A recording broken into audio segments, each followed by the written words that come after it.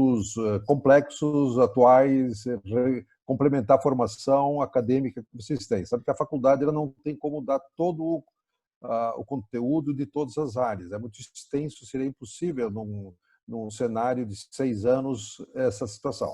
Então, eventos como esse, e parabenizamos o pessoal da Liga, que tem feito um trabalho muito importante na nossa Liga de Cardiologia, mas diferentes ligas fazem essa ação.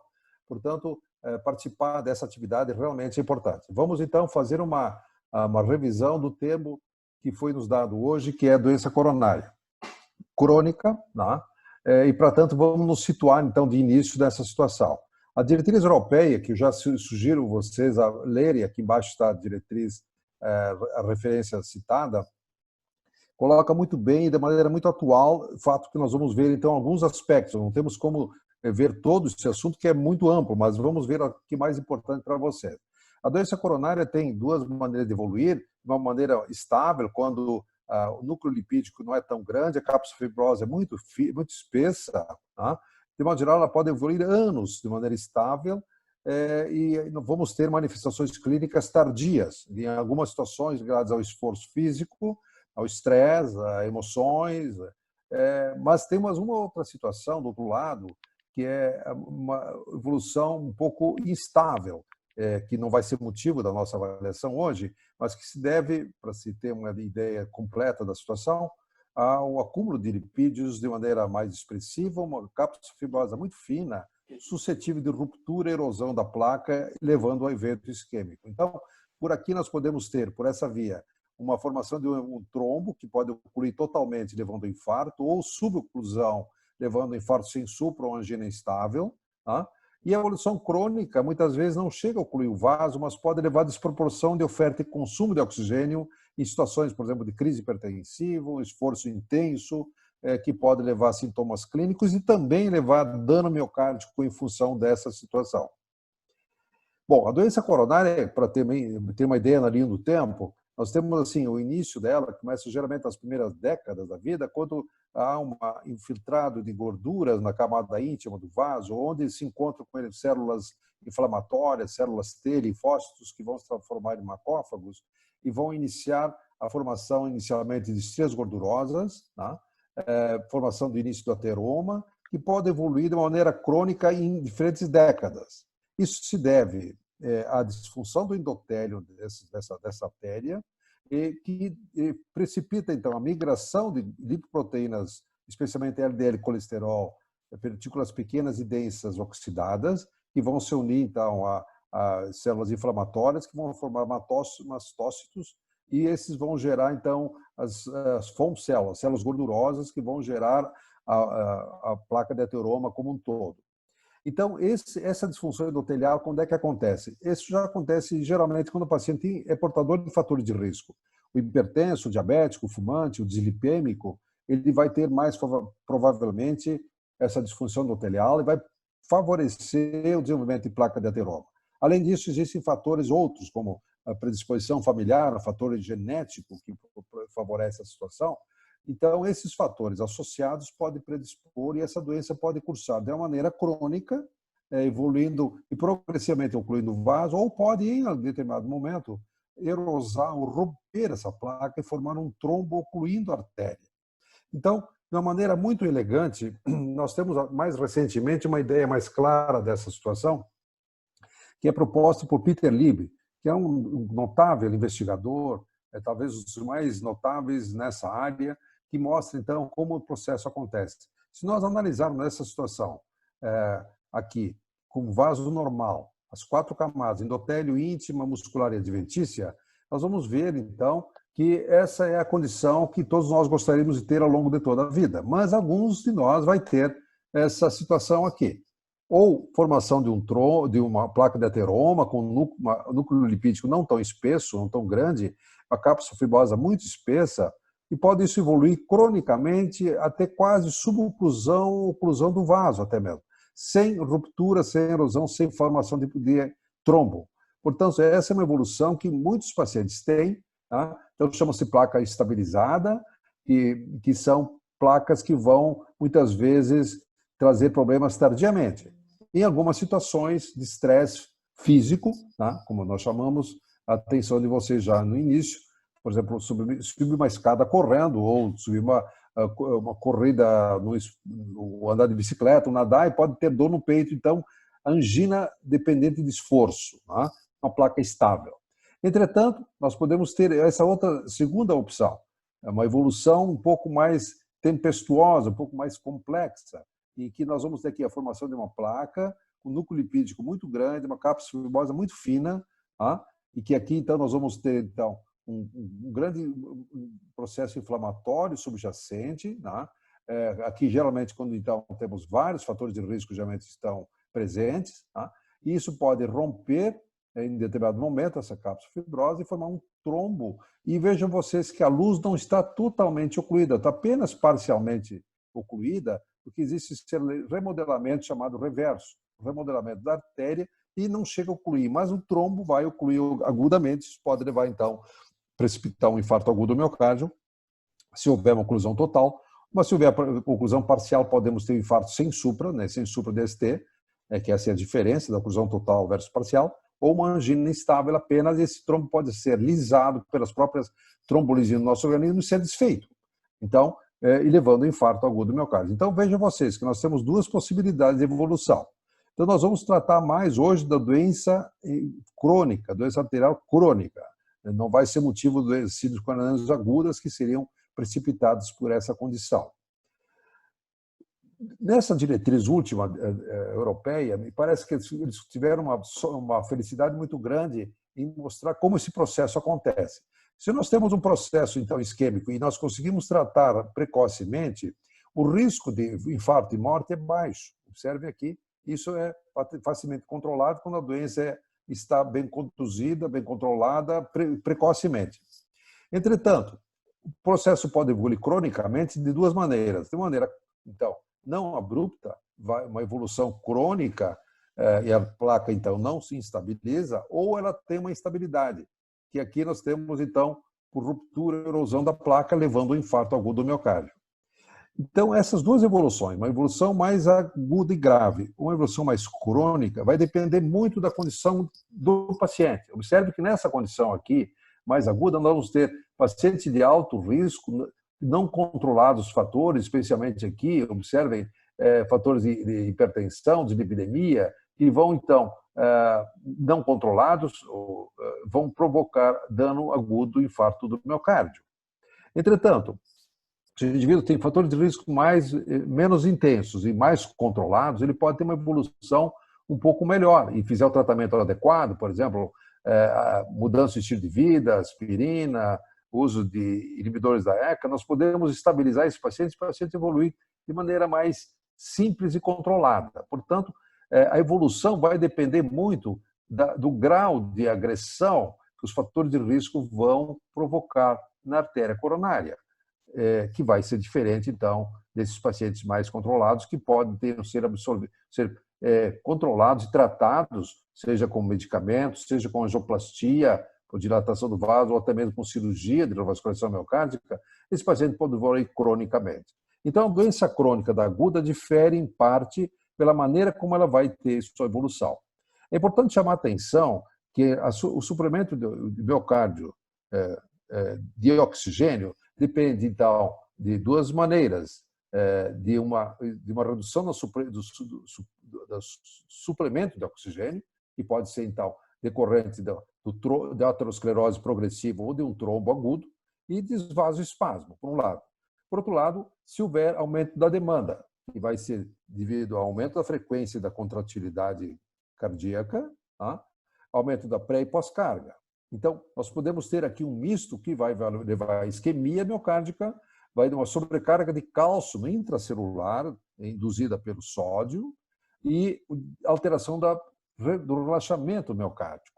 Então, isso, por um lado, pode comprometer o fluxo microvascular, agravando ainda mais esse déficit de oxigênio no miocárdio.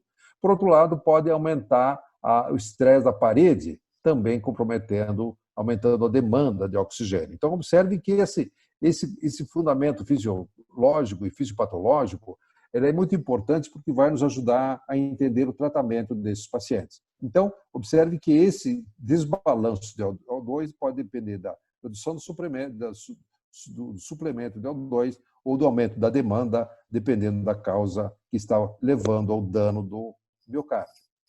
Como nós vamos avaliar esse paciente? Esse é o tipo de um paciente crônico, que está tendo uma dor precipitada por um esforço físico, observe, subir uma escada após uma lauta refeição, num dia frio, e observe, esse paciente estava fumando, aqui o cigarro sendo posto para fora.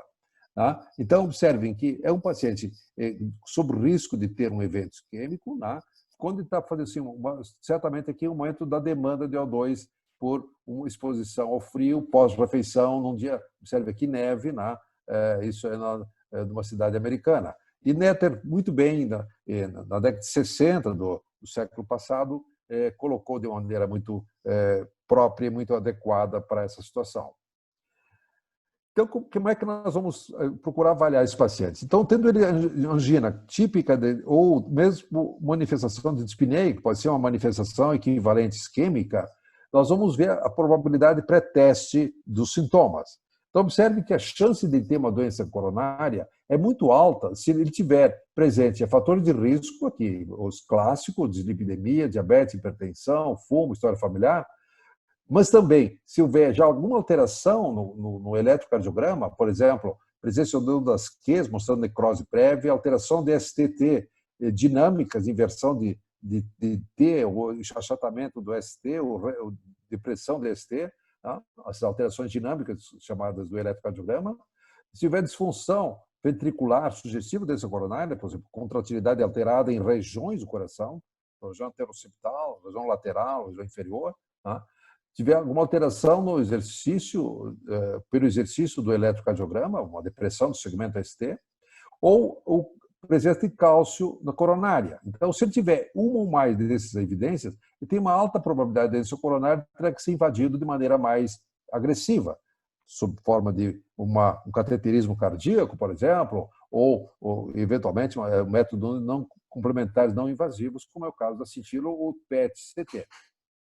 Por outro lado, se o indivíduo tiver dor, mas tiver um eletrocardiograma normal, score de cálcio 0, a chance de ser uma doença é muito pequena. Então, observe que se o score de cálcio é 0, há uma baixa probabilidade de doença obstrutiva, menos de 5%, e, portanto, um baixo risco de infarto ou morte em um ano abaixo de 1%. Então, observe que a baixa probabilidade vai nos levar a uma atitude mais conservadora e aqui uma atitude mais tempestiva, mais objetiva, mais intensa. Então, aqui nós temos que ser mais agressivos na avaliação do paciente. Nessa diretriz agora, ficou muito claro, então, que se o indivíduo tem uma baixa probabilidade de doença, nós podemos fazer um dos exames que está em voga agora no mundo, que é a angiotomo de coronárias, que permite avaliar a anatomia coronária de maneira muito adequada. E pode nos dizer, se o teste é negativo, praticamente que o paciente não é portador de doença coronariana. Então, além dos dados todos que nós vamos procurar obter, sintomas, alterações do eletro, raio-x e tal, nós vamos ver que esse tipo de exame pode nos ajudar muito numa avaliação precoce, numa emergência ou num ambulatório rápido de grandes execuções desse exame. Entendemos que esse é um processo ainda não totalmente disseminado por uma questão de custo, ainda não disponível na maioria dos hospitais que dependem apenas de SUS, mas nos hospitais que atingem convênios e possivelmente, breve, no SUS, nós vamos ter esse recurso para descartar a possibilidade de uma doença coronária e ter uma alta precoce e orientar o paciente de maneira mais adequada.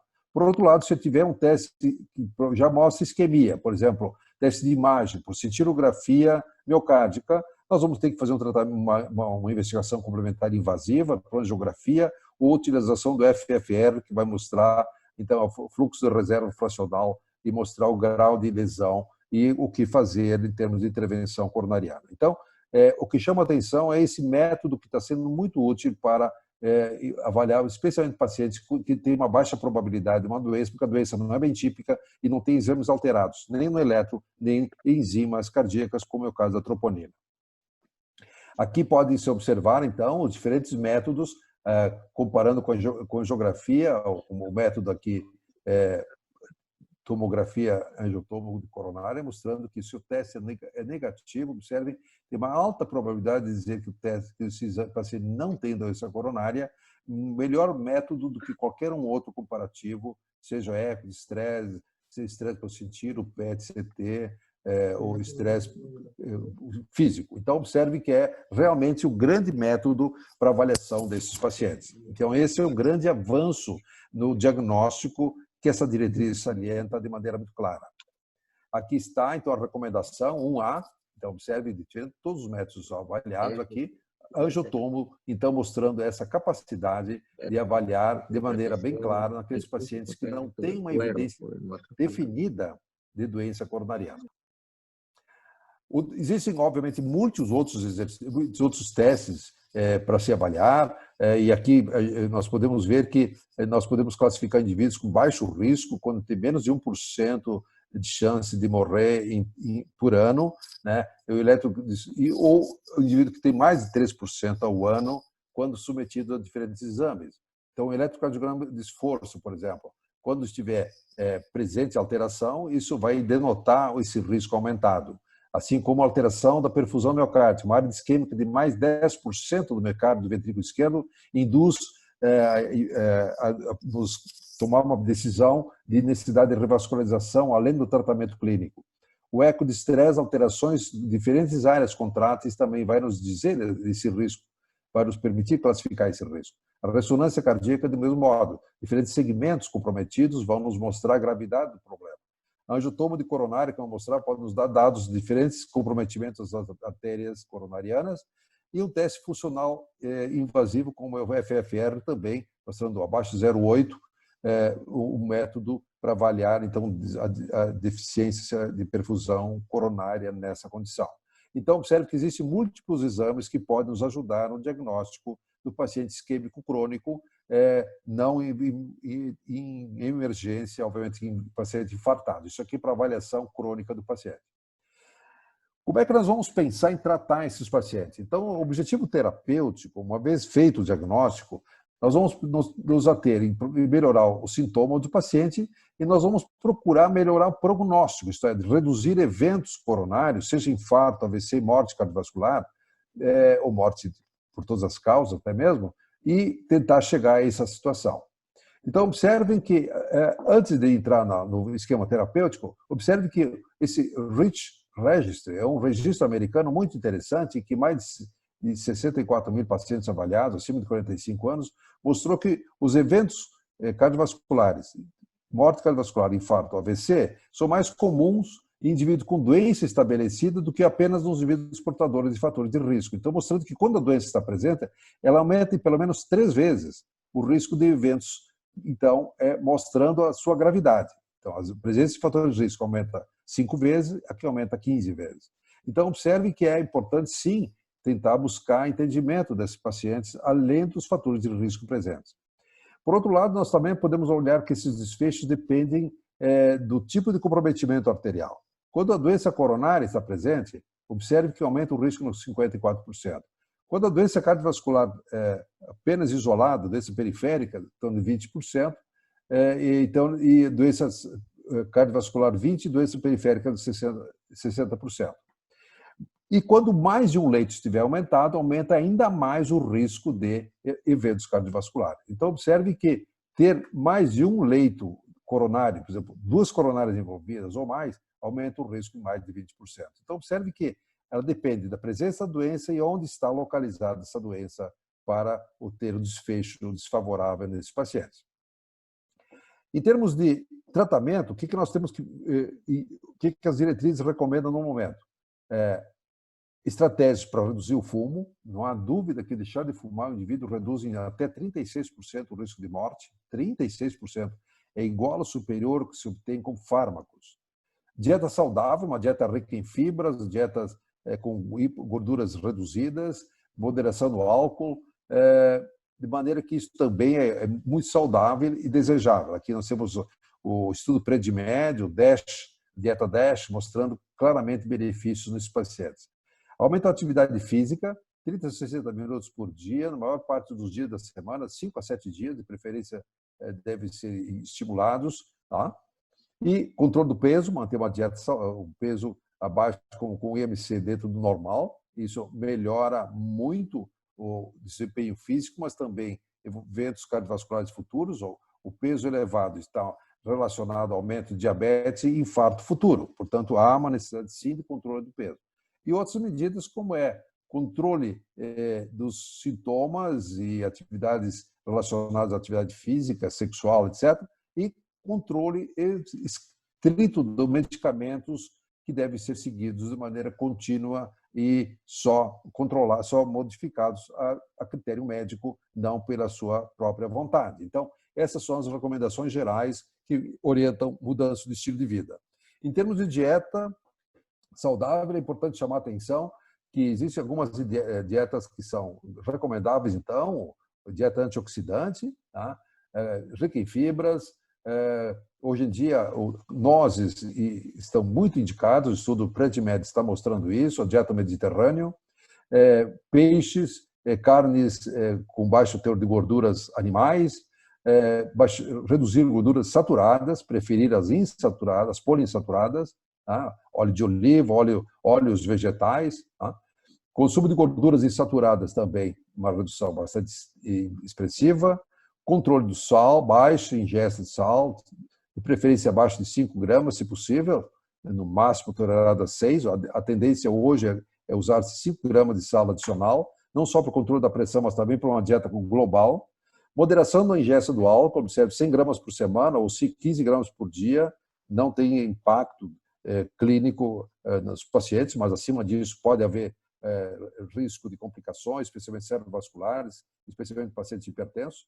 E evitar alimentos que tenham açúcares ou derivados, refrigerantes, etc., que têm um grande fator calórico.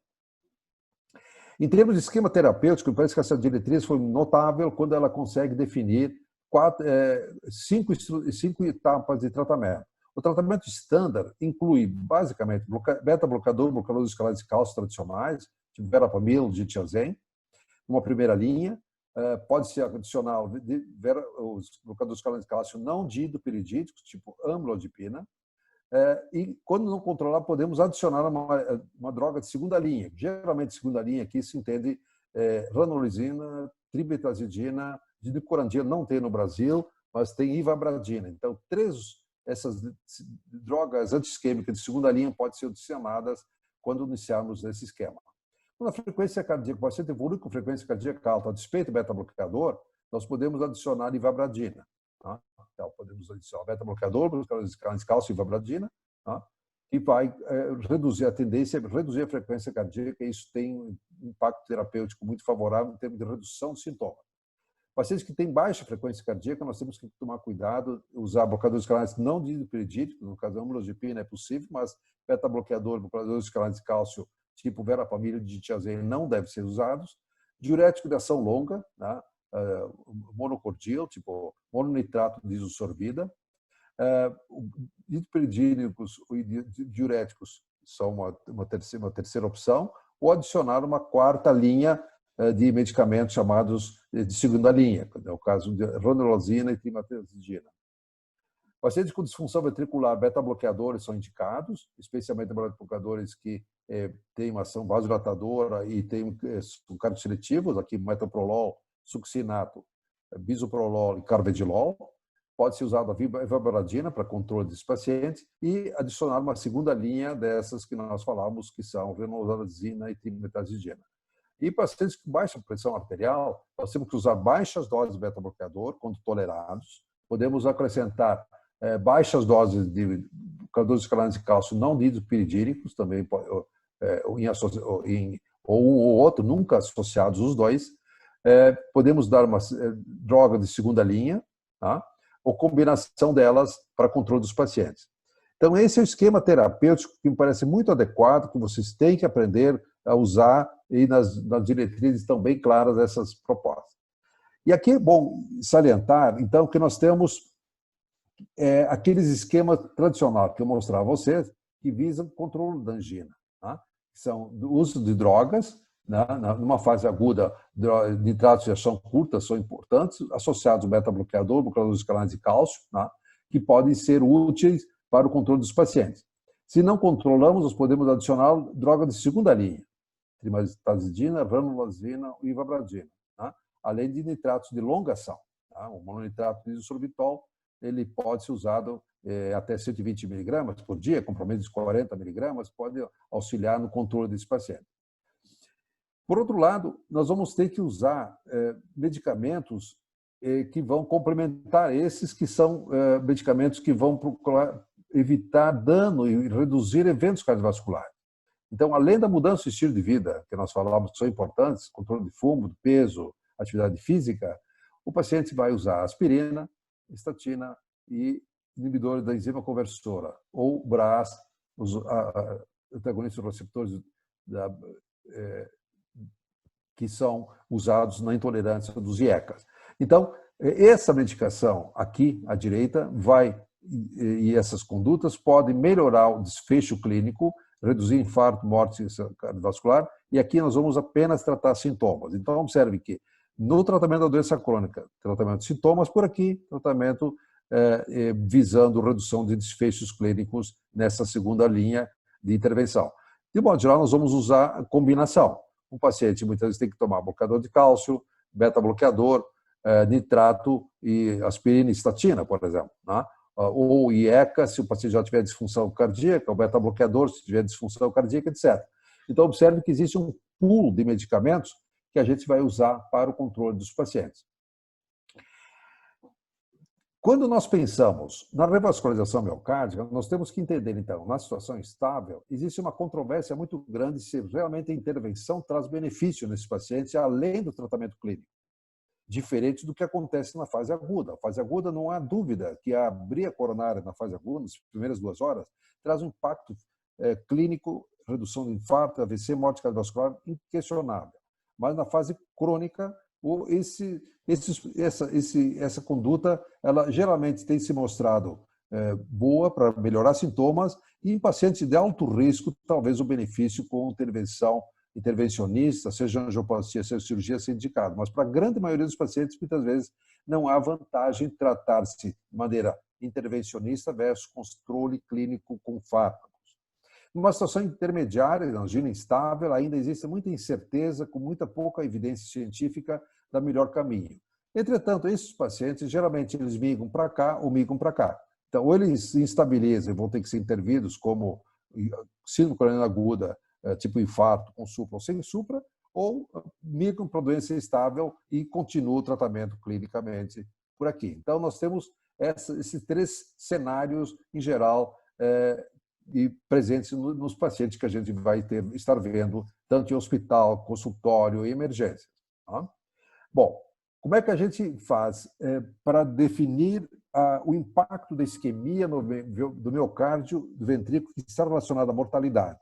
Esse estudo, que se tornou ícone na cardiologia, mostra claramente que quando o indivíduo tem mais de 10% de isquemia miocárdica, ele está mais sujeito a complicações e o tratamento por revascularização miocárdica supera o tratamento medicamentoso. Mas somente quando tiver mais de 10% de isquemia. Aqui, no caso, na verdade, a linha de corte é 12,5%. Mas na prática, se usa assim, quando mais de 10% do miocárdio isquêmico, nós vamos sempre pensar em tratamento de revascularização, seja por angioplastia, seja por cirurgia. Se tiver uma isquemia pequena, 2%, 3%, 5%, o paciente com fatores de risco controlados, ele pode ser tratado clinicamente sem problema algum. Então, de baixo risco, sem grande precipitação de isquemia, esforços grandes, etc., ele poderá ser tratado clinicamente apenas. Claro que isso aqui tem que ser avaliado de maneira criteriosa por diferentes métodos, seja por angiotomo de coronária, cintilografia miocárdica, teste de esforço, eco de estresse, ou alguma dessas, associação, muitas vezes, desses exames para definir a conduta desses pacientes. Mas, de qualquer maneira, fica a informação, a mensagem para vocês, que então, uma isquemia de 10% ou mais, ela vai sempre exigir uma necessidade de revascularização do miocárdio. Então, esse é um princípio que as diretrizes, de maneira muito clara, salienta nessa revisão recente dessa situação. Quando nós procuramos, então, intervenção, seja por angioplastia, a PCI, que está aqui representado, ou cirurgia endovascular, no meu caso, CABG, que é a cirurgia de endovascularização, vamos ver que quando o paciente tem um vaso, de uma única coronária, por exemplo, se ela não é proximal, a angioplastia é melhor e deve ser preferida. Não vamos operar um paciente nessa condição. Entretanto, se é uma lesão proximal na DA, uma lesão muito alta na DA, bem na origem, próximo do tronco, aqui tanto a cirurgia quanto a angioplastia são equivalentes, em termos de evidência e de recomendação. Então, para um ou dois vasos, nós vamos assim sempre oscilar entre angioplastia e cirurgia. Entretanto, quando tiver três vasos, observe, três vasos, e que tiver uma lesão proximal da DA, pode ser angioplastia ou cirurgia, mas sem lesão da DA, podemos tratar como angioplastia preferentemente, em detrimento da cirurgia. Então, até aqui, a angioplastia seria preferencial. Daqui para baixo, a cirurgia sempre é preferencial quando houver, então, lesões de três vasos, lesão em pacientes diabéticos ou pacientes sem diabetes, mas com alto risco, score de risco. Então, observe aqui, lesão com score de risco baixo, score Syntax entre 0 a 22, esse chamado baixo risco, ele pode ser, lesões do tronco da coronária esquerda, pode ser tratados igualmente por angioplastia ou cirurgia. Entretanto, se tem um score de risco mais alto, ou tiver um score de risco muito alto, a cirurgia sempre é preferencial em relação à angioplastia. Paciente diabético, 3 vasos, score de risco baixo, também podemos pensar em angioplastia ou cirurgia. Mas se tiver um score de risco mais alto, score de risco de Syntax maior que 22, aqui sempre a cirurgia vai ser preferencial em detrimento da angioplastia. E pacientes com 3 vasos, com diabetes mellitus, tendo risco baixo ou alto, a cirurgia é preferencial. Então, observe que a gente vai definir uma estratégia mais agressiva via cirurgia quando a lesão for mais difusa, mais grave, diabético, com disfunção ventricular, com alto risco, e caracterizado pelo score de risco, que é um método de avaliar danos em diferentes coronárias e progressivas complicações. Enquanto que a lesão de mais baixo, médio e mais baixo risco, nós podemos pensar em angioplastia em algumas situações também. E aqui, uma maneira clássica de ver essa conduta, a angioplastia, então, seria indicado em quem? Em indivíduos que têm muitas comorbidades com risco cirúrgico, muito frágeis ou com reduzida expectativa de vida, com alterações de mobilidade ou processo de reabilitação, etc. Então, a angioplastia, um processo mais paliativo, é preferencial do que a cirurgia nesses casos. Também em pacientes com baixo score de risco baixo, com vasos que não se conseguiu revascularizar completamente, e tem deformação do tórax, tem sequelas por radiação torácica, ou a aorta em porcelana, quer dizer, a aorta muito calcificada que não permite colocar-se uma ponte safena abrindo a aorta na sua raiz. Entretanto, os pacientes que nós vamos preferentemente indicar cirurgia são pacientes, então, diabéticos, fração de ejeção reduzida, que não têm condições de fazer dupla antiagregação plaquetária para evitar trombose na colocação de stent, que tem já múltiplas recorrentes estenoses de stent, também a gente vai pensar em cirurgia, quando anatomicamente tem o score de risco mais alto, quando tem doenças muito debilitantes já. E necessidade, então, de intervenção concomitante quando houver alguma patologia da aorta, claro que a cirurgia sempre vai ser indicada. Aí nós vamos usar artérias mamárias, que estão aqui representadas, ou pontes safena, que vão fazer as pontes entre a aorta e as coronárias. Então, essa é uma maneira global de dizermos que nós temos duas opções, uma não antagoniza a outra em absoluto, são indicados em diferentes momentos, e a gente vai ter as duas opções para o tratamento. Sempre é importante também salientar a necessidade de vacinação, ainda mais numa época que estamos vivendo agora.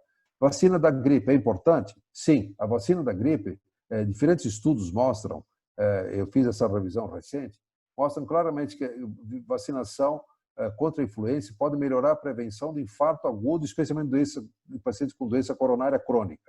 Olha aqui, a síndrome coronária crônica. Altera o prognóstico de insuficiência cardíaca, o paciente evolui melhor, e diminui a mortalidade cardiovascular em adultos, especialmente igual ou maior que 65 anos.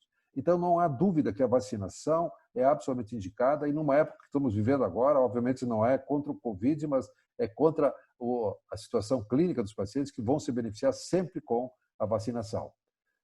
Portanto, a vacinação é importante, sim, é recomendada para pacientes com doença coronária, especialmente idosos. Então, essa é a forma de se tratar a doença coronária crônica, seja através de tratamento medicamentoso, de alívio de sintomas, melhora de desfechos clínicos com drogas mais potentes, aí entre as estatinas, aspirina e inibidores da enzima conversora. Tá? Os pacientes com disfunção ventricular, nós vamos ter, então, sem dúvida, a necessidade de tratar com beta-bloqueadores, que reduzem morte cardiovascular, reduzem eventos cardiovasculares, e as intervenções. Quando o paciente não se controla clinicamente, necessita intervenção, então, dependendo do risco, dependendo das lesões anatômicas coronárias, que podem ser definidas por angiotomo numa avaliação inicial, mas geralmente após cateterismo, vamos definir a melhor forma de tratamento através de angioplastia, quando são lesões mais localizadas, e a cirurgia, quando as lesões são mais difusas. A cirurgia ainda, até hoje, embora tenha tido um avanço notável na angioplastia, a cirurgia ainda permite uma revascularização mais completa. Esse é o termo que nós usamos para esses pacientes que têm doença difusa. Então, nos pacientes diabéticos, já com disfunção ventricular, não há dúvida que nós temos a cirurgia como o recurso terapêutico mais adequado. Então, a doença coronária crônica ela é muito prevalente, ela está presente em diferentes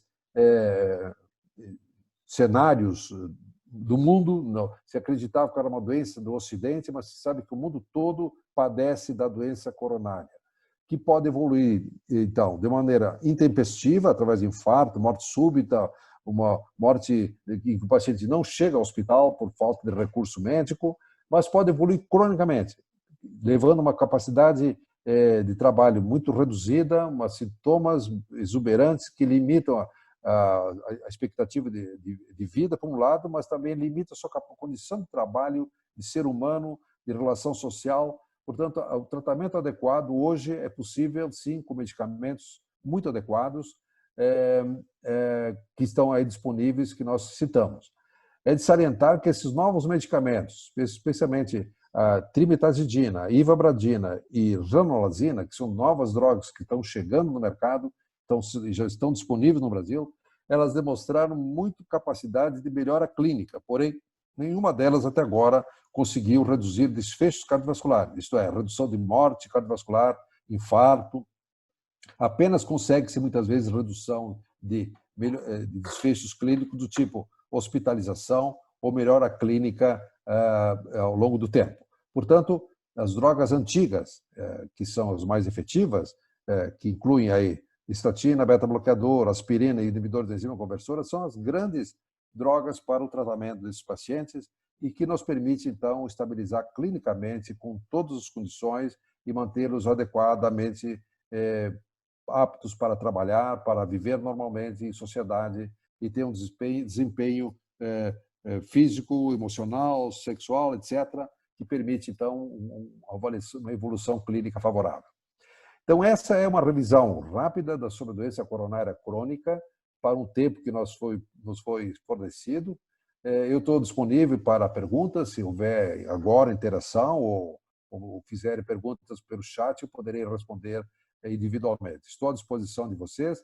Agradeço o convite, muito amável. Espero ter contribuído para o conhecimento de vocês. Eu acho que esse é um assunto que a gente tem que estar debatendo diuturnamente e é importante para a formação de todos vocês na época que vocês estão. Aproveitar, inclusive, essa noite fria, chuvosa, sem dúvida é melhor estar discutindo assuntos científicos do que estar passeando na rua, com certeza. Obrigado pela atenção, estou à disposição. Obrigado pela excelente palestra, professor, muito clara, elucidando um assunto muito importante. A gente disponibilizou o link ali para a presença e a gente vai disponibilizar agora um tempo para perguntas. Eu recebi algumas aqui. Eu posso perguntar, professor? Pode, estou à disposição. Em relação à estatina, os alvos de colesterol para pacientes com doença crônica, isquêmica. Bom, assim, perfeito. Hoje é um assunto muito palpitante. o alvo deve ser tão mais baixo o LDL colesterol quanto mais risco o paciente. Então, assim, a diretriz de dislipidemia, que foge um pouco o tema de hoje, mas vamos considerar essa pergunta é relevante. Se o paciente é de muito alto risco, isto é, vamos pegar um paciente de muito alto risco, paciente diabético com doença difusa, foi submetido à cirurgia, continua com dor, teve restenose, esse é um paciente absolutamente grave. Esse paciente deve ter reduzido o LDL colesterol abaixo de 55 miligramas por decilitro. Tá? E a diretriz, inclusive, salienta que se esse indivíduo tem mais de um evento em 2 anos seguidos, ele deve bater o LDL colesterol abaixo de 40 miligramas, o que não é muitas vezes que não se consegue apenas com estatina. Aí nós temos que lançar mão de ezetimiba associado à estatina, né? Ou os novos inibidores da PCSK9, que são evolocumab e alirocumab, que consegue reduzir de maneira mais intensa o colesterol LDL. Então, a meta da estatina é baixar o LDL colesterol para abaixo de 55. Se o indivíduo tem alto risco só e não tem outros fatores, ele pode ficar abaixo de 70 miligramas. Se for de moderado risco, abaixo de 100, e for de leve risco, né, na classificação de risco é possível obter através de diferentes score de risco, seja Framingham, seja o score de Grace, etc. Então, ele pode ficar abaixo de 115. Mas, assim, tendo risco alto, muito alto, tem que ser mais agressiva a redução do colesterol LDL através da estatina isolada, com doses altas, quando a gente tem estatina de alta potência, como a rosuvastatina e a torvastatina, a rosuva 40 e a torva 80, reduz de maneira significativa o LDL. Associado ao ezetimiba, nós conseguimos trazer níveis bastante baixos, mas muitas vezes precisamos usar os inibidores da PCSK9, chamados anticorpos monoclonais, que já estão disponíveis no mercado. Obrigado, professor. Tem mais uma pergunta aqui. Sim. Deixa eu ler. Queria perguntar como o isquemia vai alterar a solicitação de CAT nos pacientes com intermediário e alto risco. O isquemia? O estudo isquemia? O isquemia, isso. O estudo isquemia foi um estudo interessante, porque ele mostrou que se o indivíduo tem lesões, naquele estudo isquemia, eles pegaram pacientes com doença coronária e que tinham isquemia provocada por métodos investigativos, por exemplo, cintilografia, submetidos à angioplastia, e geralmente lesão única, submetidos à angioplastia versus tratamento clínico, não houve mudança no desfecho e também não houve melhora clínica como se esperava. Então, o isquemia trouxe uma questão exatamente para aquela condição que eu colocava no início. A doença coronária crônica, ela tem uma característica diferente da doença coronária aguda, da lesão coronária aguda por infarto, por angina instável. Então, a crônica tem uma característica diferente que pode ser muito bem controlada com medicamentos. Tá? Agora, claro que aí nós vamos ter que ser inteligentes. A coisa não é sim ou não. A cardiologia e a medicina, de um modo geral, não tem não é dicotômica. Ou vai para a cirurgia ou vai para o tratamento clínico. Se o indivíduo tem uma alta carga isquêmica, por exemplo, se esse indivíduo com uma lesão única, ele tem uma isquemia mais de 10%, por exemplo, bom, ele é um candidato a ter maior risco de morte a curto tempo. Então, nós vamos ter que estratificar melhor o grau de isquemia. Mas naqueles indivíduos de baixo, o intermediário, o risco, eles podem ter uma evolução tão boa quanto a intervenção através do tratamento clínico só, tratamento farmacológico. O grande problema que a gente encontra é fazer assim com que o paciente se mantenha tratando clinicamente ao longo do tempo de maneira consistente. Isto é, não abandone o tratamento, continue fazendo o seu esquema medidas não farmacológicas, controle de peso, evitar o fumo, né? Tudo aquilo que adiciona benefício além do tratamento clínico. Mas, assim, o isquemia trouxe uma questão relevante. Não é necessário tratar todo mundo, não precisa abrir todas as coronárias que nós encontramos fechadas ou semi-fechadas se ela não tiver um impacto clínico muito relevante, se não tiver uma isquemia muito relevante. Essa é a mensagem que ele nos dá. Eram essas as perguntas, professor. Muito obrigado.